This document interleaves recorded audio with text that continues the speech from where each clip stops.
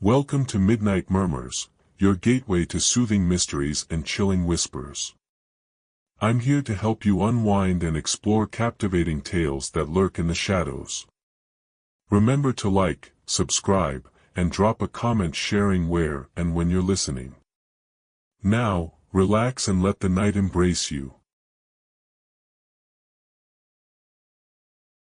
I always believed that a fresh start began with a new address, a clean slate away from old ghosts. So when I signed the lease on the aging, yet charming, colonial house on Maplewood Drive in a quiet American suburb, I felt a thrill of possibility. The neighborhood was unassuming, neat lawns, friendly neighbors, and a persistent sense of normalcy. But as I crossed the threshold on that brisk autumn afternoon, an inexplicable chill brushed past me, as if the house itself exhaled a quiet, haunted sigh. I remember unloading boxes in the dim light of the receding sun, the crunch of leaves beneath my boots, and the scent of fresh paint mixed with the faint odor of something older, dust, perhaps, or secrets long kept. My mind buzzed with the promise of new beginnings. My partner, Claire, had been excited, too, her eyes alight with dreams of turning this place into a haven. Yet in the back of my mind, I couldn't shake a vague sense of foreboding. That evening, as we settled in, the house creaked and murmured in ways that seemed almost conversational. In the silence of the new place, every sound, every groan of settling wood and whisper of wind, echoed too clearly. I felt as though I were being welcomed by an unseen host, one whose intentions I couldn't decipher. I told myself it was only the newness, only my imagination. But sleep did not come easily that night, for every rustle in the dark made my heart skip a beat. Before dawn, I awoke to a strange sound, a soft, persistent tapping from somewhere within the walls. I followed the noise with trembling steps down a shadowed hallway. At the end, in a corner obscured by a faded floral wallpaper, I noticed a subtle pattern, a design I hadn't seen before that seemed to ripple under the trembling beam of my flashlight. I paused, wondering if the house was trying to tell me something. And just as I reached out to trace its contours, the sound abruptly ceased, leaving only a silence that roared in my ears. I retired back to bed with more questions than comfort. As I lay there, the sensation of eyes watching me in the dark prickled my skin. I told myself it was nothing, a mere trick of fatigue. But in the lonely hours of the night, the feeling grew, mingling with the sound of my own pulse, a relentless reminder that something was here with me. I drifted into a restless sleep, haunted by half-formed dreams and that unshakable feeling that my new beginning was only the start of something far more sinister.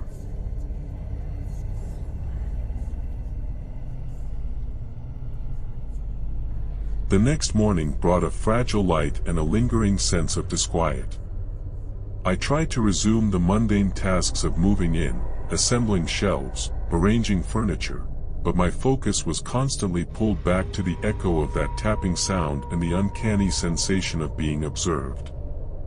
In quiet moments, I caught glimpses of movement at the edge of my vision, a shadow that didn't belong, slipping away before I could fully grasp it. Claire noticed my distraction. "Are you all right?" she asked one evening as we sat down for dinner in our half-lit kitchen. I managed a smile, dismissing my worries as the jitters of a long day's work. But her gentle concern only amplified my internal alarm bells. I tried to brush it off, focusing instead on the tangible tasks of domestic life. Yet, as night fell, the house seemed to transform. Every tick of the clock sounded like a heartbeat in the silence, every creak an uninvited guest whispering from the dark. A few days later, while rummaging through some old boxes in the attic, I found a faded photograph tucked inside a dusty journal. It depicted a family very much like ours, standing in front of this very house, but with eyes that held secrets and smiles that seemed forced, as if they knew of a hidden sorrow. The journal's pages were brittle, filled with scrawled notes and cryptic entries about the voices, the night's eyes, and echoes of past lives. I couldn't decipher all of it, but the words sent a shiver through my soul. That night, as the wind howled outside and rain pattered against the window, I felt compelled to read more of the journal. Each entry described subtle disturbances, a mirror that fogged up without reason, unexplained reflections in puddles, and soft murmurs that drifted through the corridors. I found myself identifying with the author's gradual descent from rational concern into a mounting terror. Every sentence I read built upon the last, until I could no longer tell where memory ended and nightmare began. Somewhere in the middle of the night, I awoke to find the journal open on my bedside table. I distinctly remembered closing it earlier, yet now its pages were splayed open, as though beckoning me to uncover its dark secrets. A single line was underlined in shaky handwriting: "The house watches, and it waits." My blood ran cold as I realized that my home was not merely an inert structure, but something alive with memory and malevolence. With the storm still raging outside and the journal's cryptic promise echoing in my mind, I lay frozen, uncertain if sleep, or a deeper terror, would ever reclaim me.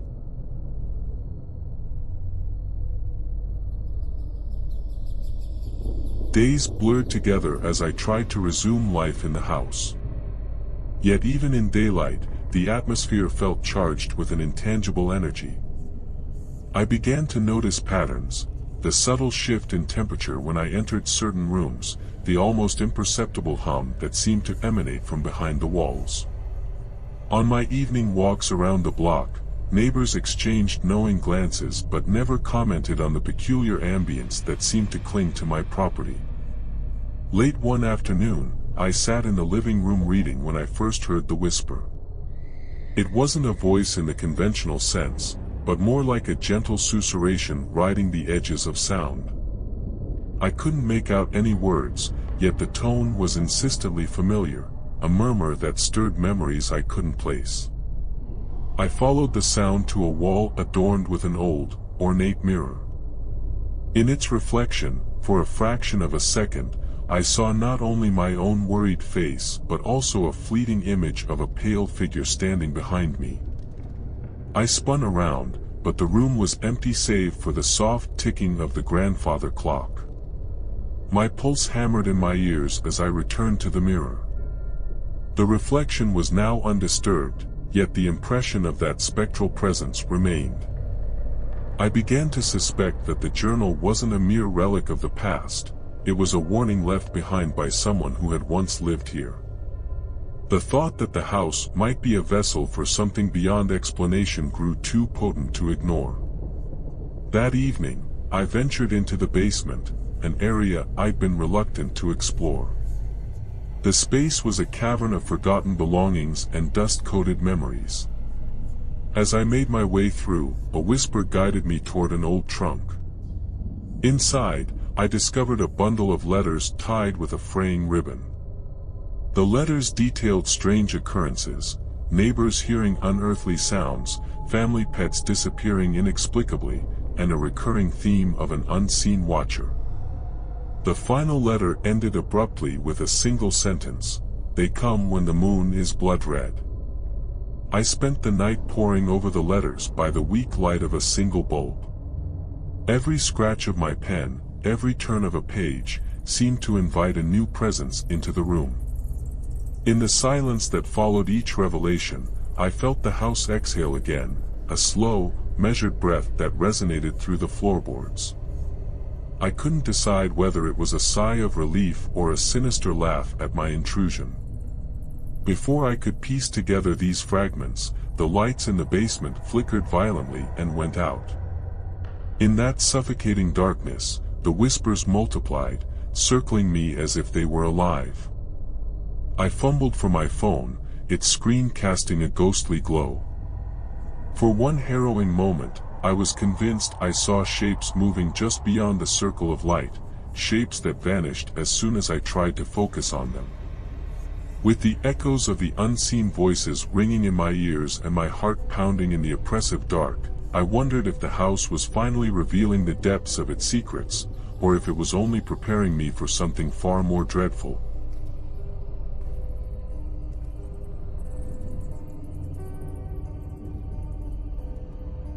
The following morning, the remnants of last night's terror clung to me like a second skin. Determined to understand the history of my new home, I decided to confront the one place I'd so long avoided, the attic. I had always been told that attics held only old memories, forgotten relics of past lives. But in this house, I suspected that the attic might be the epicenter of its mysteries. The narrow staircase creaked ominously underfoot as I ascended into the dusty darkness above. I pushed open the attic door and was immediately engulfed by a stale, heavy air that carried a faint scent of lavender and decay. In the dim light of my lantern, I uncovered a collection of personal items, a porcelain doll with cracked features, yellowed letters, and a series of photographs that depicted a family whose eyes seemed to plead for recognition. One photograph in particular captivated me. It showed a little girl, her face partly obscured by shadow, standing in front of an antique mirror that looked remarkably like the one in my living room. Her eyes, dark and searching, bore an uncanny resemblance to the eyes in the journal's underlined passage. A thrill of recognition shot through me. Was it possible that this child had once been tied to the very events described in the faded pages?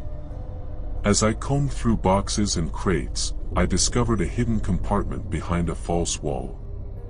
Inside was a small, leather-bound diary belonging to a woman named Eleanor Blackwell, the former mistress of the house, whose name had been erased from public records. Eleanor's writing was both lyrical and frantic. She detailed a slow descent into despair as inexplicable phenomena overwhelmed her sanity. She spoke of voices that seemed to echo from another realm, of shadows that shifted with ill intent, and of a presence that stalked her every waking moment. Each entry was a desperate plea for understanding, and yet a warning: in this house, nothing is ever as it seems. The final entry was the most disturbing. Eleanor wrote about a night when the boundaries between the living and the dead dissolved. I saw them, she confided in her trembling script, in the mirror's reflection, behind my very eyes. I fear that they have never left. The entry ended with a jagged line, as if the pen had been snatched away in terror. As I closed the diary, a sudden gust of wind rattled the tiny attic window. The sound mingled with what I could have sworn was a soft giggle, a sound both innocent and chilling. I felt an overwhelming compulsion to leave, yet my feet remained rooted to the creaking floorboards. In that suspended moment, I realized that Eleanor's spirit, or whatever force she had unwittingly summoned, still lingered here, a silent sentinel of memories best left undisturbed. Standing amid the relics of a bygone era, with Eleanor's final words echoing in my mind and that eerie laughter fading into the distance, I could only wonder, was I now marked by the past, doomed to relive the horrors she had once endured?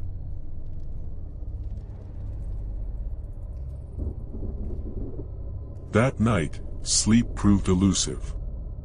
Every creak and sigh of the old house conspired with my racing thoughts. I lay in bed, wide-eyed in the dark, as visions from the attic merged with my own nightmares. The boundary between memory and imagination began to blur. In the oppressive silence, I started to hear them, a chorus of voices murmuring indistinctly, as if reciting a forgotten prayer. At first, I dismissed the voices as remnants of my overactive mind. But soon, they coalesced into phrases that sent tremors through my soul: find us, free us, join us. Their cadence was almost hypnotic, beckoning me to uncover deeper truths hidden within these walls. I tried to steady my breathing, my heart pounding in a rhythm that mimicked the ancient clock in the hall. Every minute felt elongated, every second a lifetime of dread. I began to notice changes in my own reflection. In the bathroom mirror one morning, I caught a glimpse of a pale, unfamiliar face behind my own.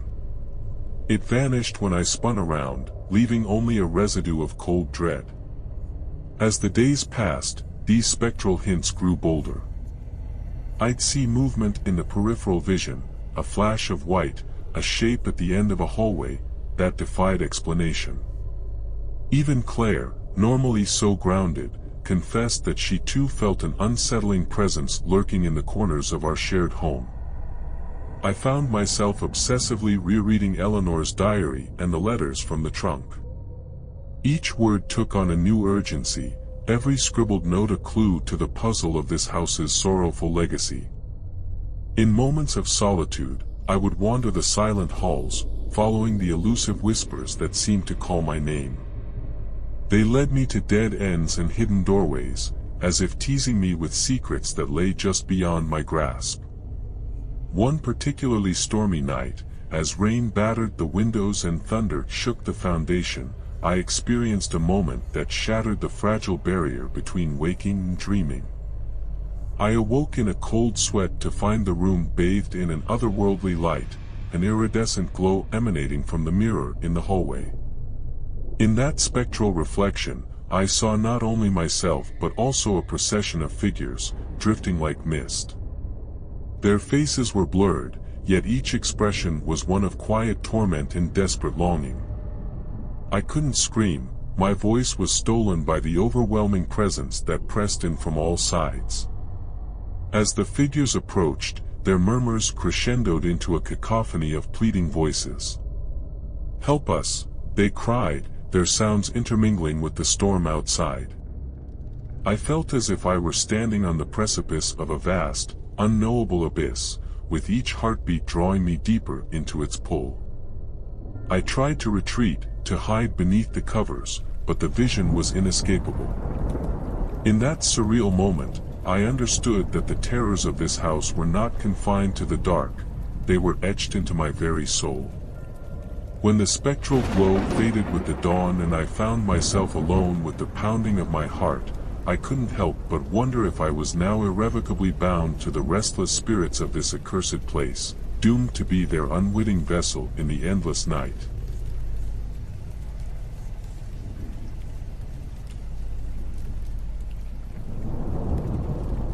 In the aftermath of that harrowing night, the boundaries of my reality began to crumble. Every day, as I tried to rebuild a semblance of normalcy, I was acutely aware of unseen eyes watching me. It was as if the very air carried the weight of countless secrets, each one a silent testimony to the tragedies that had unfolded here before my arrival. I took to walking around the neighborhood to escape the oppressive atmosphere indoors, yet even in the sunlit streets, I couldn't shake the feeling of being scrutinized.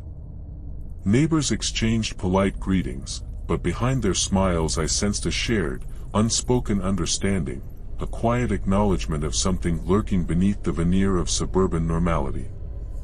One elderly man, Mr. Hargrove, even pulled me aside one afternoon and whispered, "This house, it's not what it seems." His eyes darted around nervously as though he were afraid to be overheard. I asked him to explain, but his only response was a trembling shake of his head and a hurried departure. Back at home, I began to notice small anomalies that defied logic. Objects moved ever so slightly from their original positions, a vase shifted by a fraction of an inch, a picture frame turned just so. At times, I'd catch a glimpse of a figure in a doorway or a fleeting shadow crossing the lawn, only to find nothing there when I blinked. Each incident compounded my growing sense of isolation, as if I were slowly being separated from the rational world by an ever-encroaching darkness. Late one afternoon, while I was organizing some old documents in the study, I discovered another journal hidden behind a row of dusty books. This one belonged to a man named Arthur, someone who had lived in the house decades before. His entries spoke of the observers and of inexplicable phenomena that seemed to collect around him like a shroud. Arthur wrote of a recurring dream, one in which faceless figures emerged from the mirrors, their presence a silent condemnation of his every thought. His final entry ended with a desperate plea: "If you read this, do not trust the silence, it hides their approach." I couldn't help but feel that Arthur's words were meant for me. That night, as I sat alone in the study with the journal open on my lap, I sensed movement at the edge of my vision. The pages of the journal began to flutter as if caressed by an unseen hand. I rose abruptly, my chair toppling to the floor. In the ensuing silence, I swear I heard a soft exhalation, like a breath, warm and unnervingly human, coming from behind me. I spun around, heart in my throat, but the room remained empty. Yet the sensation of being closely observed persisted, unyielding. The sense of intrusion escalated as dusk settled. Shadows elongated in the corners of rooms and whispers grew more insistent. I started recording my experiences, desperate to document the inexplicable events before they overwhelmed me completely. Each recording ended abruptly, as if an unseen force had intervened to silence the truth. I grew increasingly paranoid, questioning every creak, every murmur, until even the simplest tasks, making a cup of tea, reading a book, became exercises in vigilance. One night, as I listened back to a recording that inexplicably captured a disembodied voice uttering my name, I realized with a sinking dread that these unseen observers were no mere trick of my imagination. They were real, and they were closing in.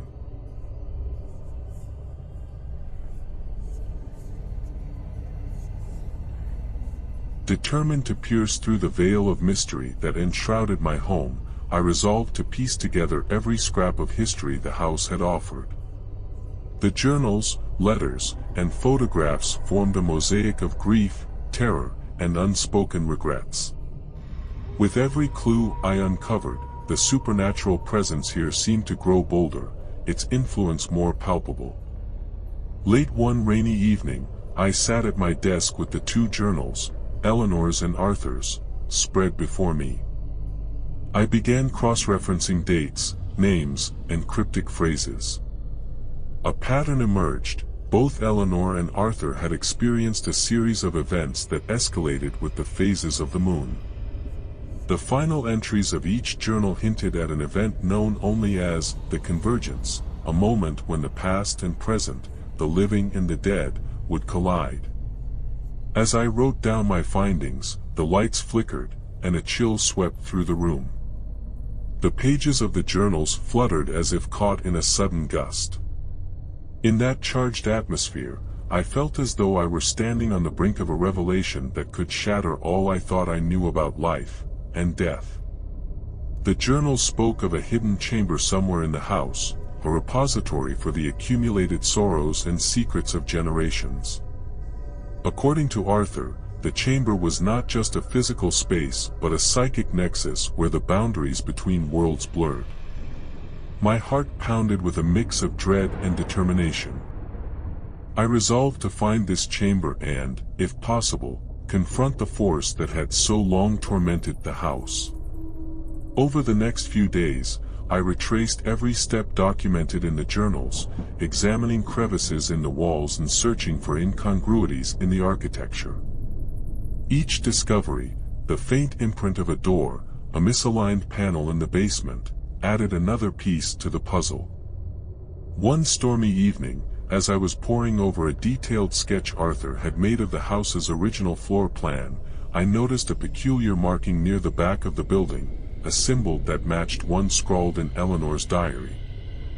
It appeared to designate a hidden passage.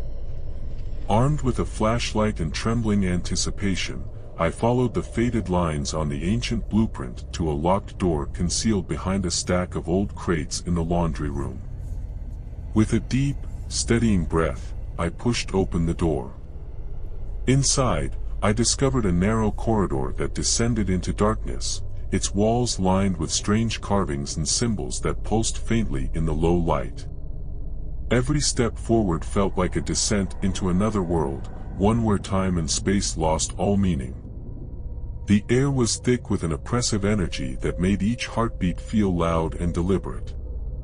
My only companions were the sound of my footsteps and the distant echo of something moving just beyond the edge of perception. At the corridor's end, where a heavy door beckoned with an irresistible pull, I paused, knowing that what lay beyond might forever alter my fate and the fate of this house.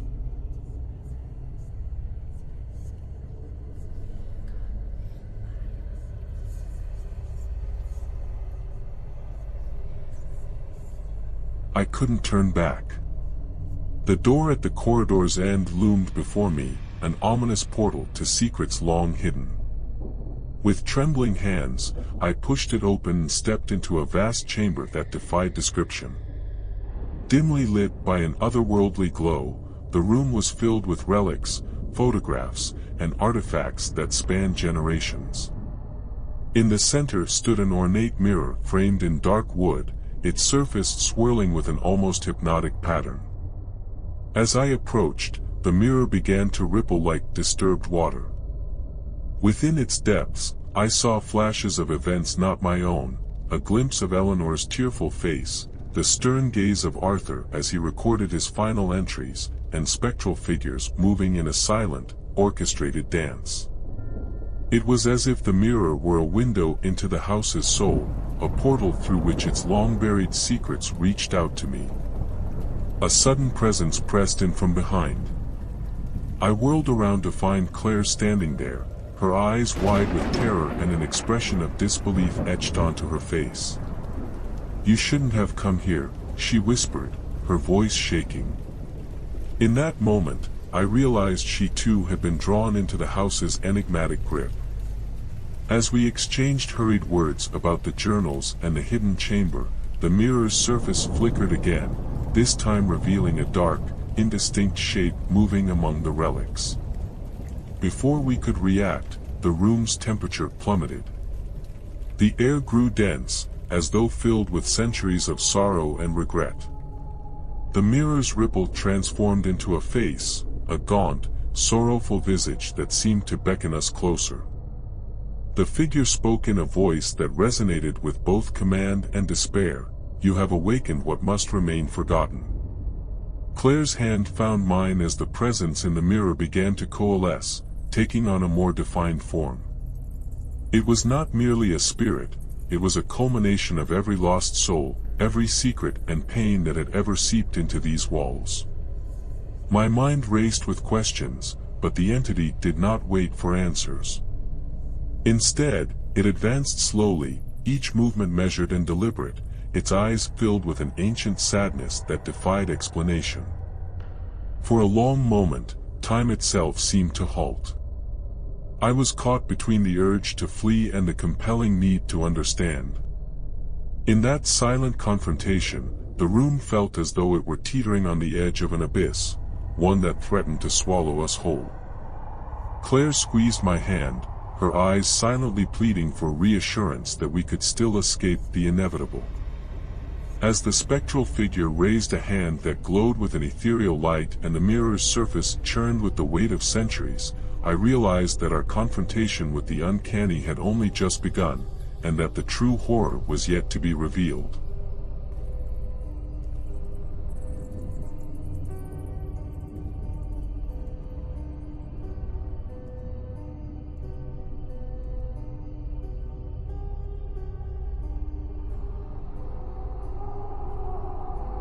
In the days that followed our confrontation, the house became a battleground between the known and the unknowable. Claire and I struggled to reconcile the fragments of history we unearthed with the relentless manifestations of supernatural force that now plagued every corner of our lives. Sleep became a rare commodity, and even daylight offered no sanctuary from the omnipresent feeling of dread. I spent hours in the hidden chamber, poring over Eleanor's and Arthur's final words, desperate to piece together a solution to the curse that gripped this place. The more I learned, the more I suspected that the house itself was a living repository of unresolved anguish, a psychic scar etched into the fabric of time.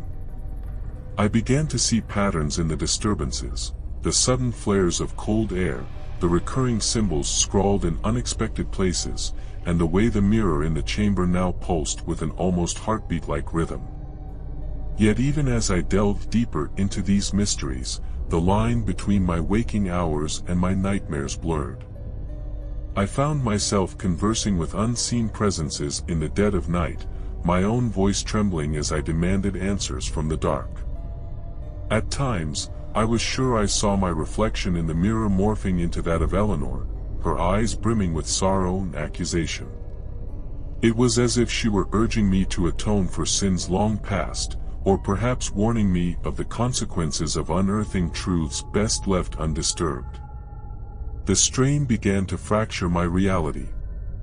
Claire, once my steadfast anchor, grew increasingly distant, as though the house had sown discord between us. Arguments erupted over trivial matters, yet the undercurrent was always that shared, silent terror.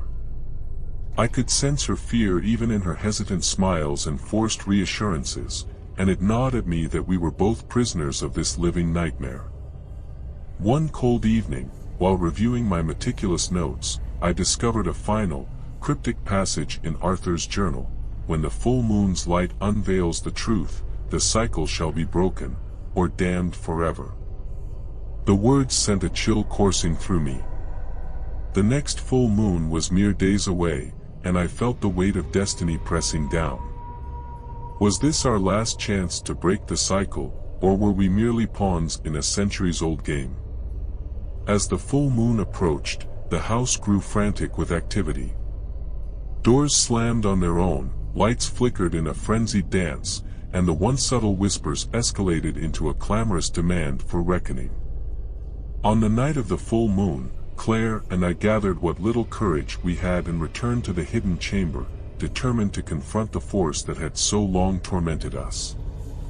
In the chamber, the mirror now burned with a fierce intensity. Its surface reflected not just our images, but a maelstrom of voices, faces, and memories. And in the midst of it all, the spectral figure reappeared, its eyes burning with an ancient, unyielding fury. "You have tampered with forces beyond your ken," it intoned. "Now, the truth shall be revealed, but at a cost." In that charged moment, as the room trembled with the weight of impending revelation, the boundaries of time and space seemed to collapse. I could feel the pull of history, the sorrow of countless lost souls, and the promise of a terrible liberation all at once. The mirror's light enveloped us, and for a heartbeat, I understood the true nature of the curse.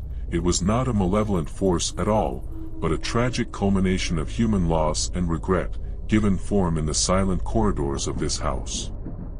As the chamber vibrated with the crescendo of untold histories and the spectral figure advanced with purpose, I realized that the final act was upon us, and that what we were about to unleash might forever alter the delicate balance between our world and the one that lay beyond.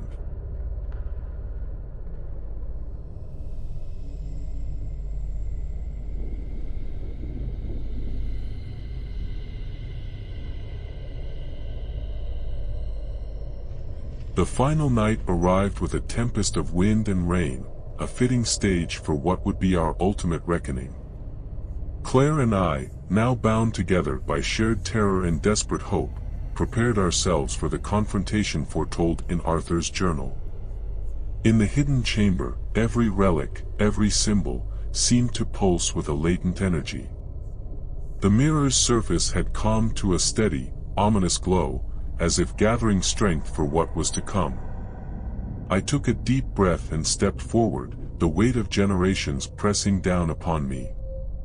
"Show us the truth," I demanded, my voice echoing off the cold stone walls. The spectral figure, its features now more defined yet suffused with sorrow, regarded me silently. In that charged silence, I felt both fear and an unexpected kinship, a shared burden of unresolved pain. Slowly, the mirror's image began to shift. The room around us faded, replaced by a swirling montage of memories, flashes of Eleanor laughing in a sunlit garden, Arthur writing fervently by candlelight, and moments of unspoken despair etched into the faces of those who had once called this place home. I saw my own reflection merge with theirs, as if our lives were intertwined in a tapestry of joy and agony, light and shadow.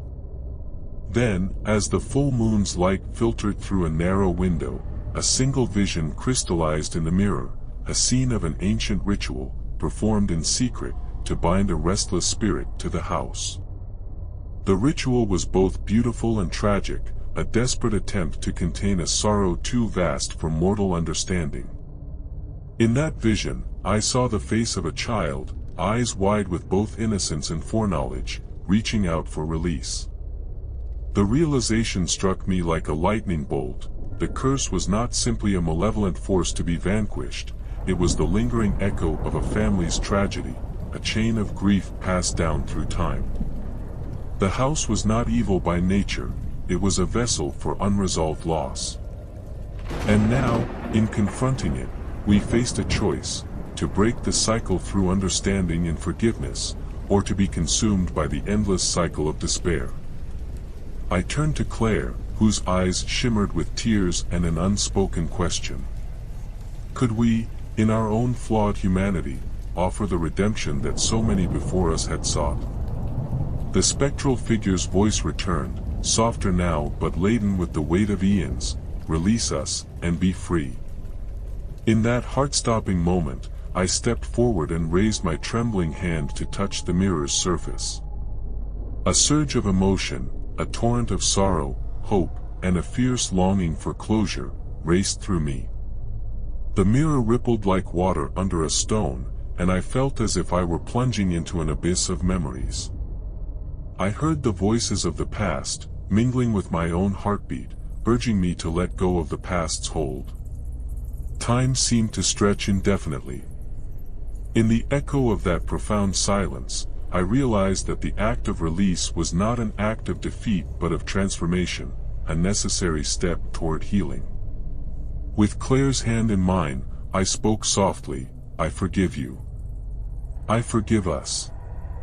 And in that utterance, the mirror's glow burst into a cascade of light that enveloped the chamber. For a moment, I was suspended in that luminous flood, where the boundaries between life and death, past and present, dissolved into a single, transcendent instant. When the light finally subsided, I found myself alone in the chamber. The mirror was dark and still, and an overwhelming calm had settled over the house. Yet, even in that serenity, I sensed that the echoes of what had transpired would remain with me forever, a bittersweet reminder of the price of redemption. In the days that followed, the house returned to a semblance of normalcy. Neighbors smiled a little more genuinely, and the oppressive weight that had haunted every corner slowly lifted. Claire and I began to rebuild our lives, forever changed by the ordeal. Though we carried scars and memories of those dark nights, we also carried a profound understanding, that even in the depths of despair, there is the possibility of forgiveness and renewal. And as I sit here now, the memory of that final, transformative night echoing in every quiet moment, I wonder if the house has truly been freed, or if, somewhere in the recesses of its ancient walls, another whisper awaits the next soul brave enough to listen. Thank you for joining me on this journey through the haunted corridors of Shadows in the Suburb.